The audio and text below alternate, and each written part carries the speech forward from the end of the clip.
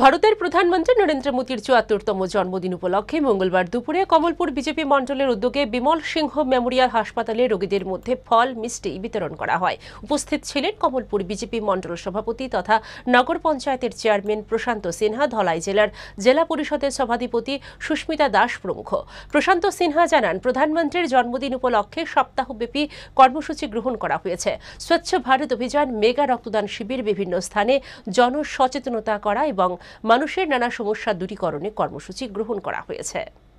প্রধানমন্ত্রী নরেন্দ্র মোদীজির ৭৪তম জন্মদিন উপলক্ষে আমরা ভারতীয় জনতা পার্টির কমলপুর মণ্ডলের পক্ষ থেকে এবং আমাদের অন্যান্য নেতৃত্ব সবাই মিলে কেমিস্ট অ্যান্ড ড্রাগিস্টের পক্ষ থেকেও আমাদের যারা এখানে কর্মরত রয়েছেন সবাই মিলে আজকে আমরা কমলপুর মহকুমা হাসপাতালে যারা রোগীরা ভর্তি রয়েছেন তাদের সঙ্গে শুভেচ্ছা বিনিময় করেছি এবং কর্মরত নার্স, ডাক্তার সবার সঙ্গে শুভেচ্ছা বিনিময় করেছি।